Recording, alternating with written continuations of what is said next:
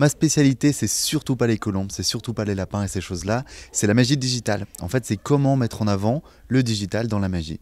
Et ben, via un iPad, je vais pouvoir utiliser les logos de mes clients, je vais pouvoir faire apparaître des objets comme un stylo, comme des paquets de cartes, faire apparaître tous les objets de la magie dans un iPad et mélanger les deux pour faire un tour de magie digital. C'est plus moderne parce qu'on utilise un iPad. Et quand on pense à un magicien, on va tout de suite penser aux colombes, on va tout de suite penser au cap. Et quand j'annonce que je suis magicien digital avec un iPad, eh ben, toute cette image est cassée. On n'est plus du tout dans la même vision. On commence à se dire, ah bah tiens, c'est intéressant, c'est plus moderne et ça a une meilleure image que l'autre magie. Il y a 2 mois à peu près, j'ai participé à un casting.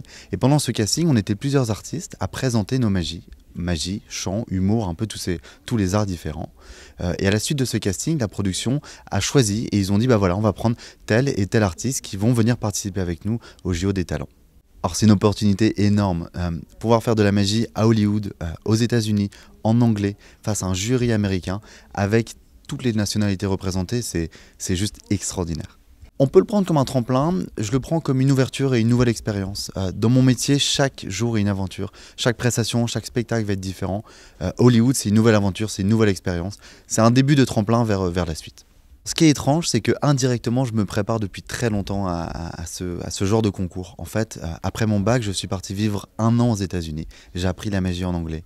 L'année dernière, je suis retourné à New York, à Washington et à Miami. Pareil, faire de la magie en anglais dans des comedy clubs, à la télé même à Miami.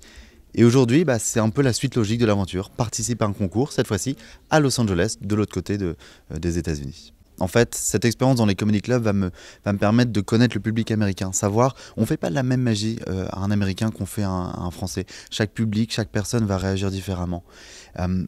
Le comedy club m'a appris à faire de la magie sur scène en anglais. Être à l'aise en anglais, c'est pas toujours facile.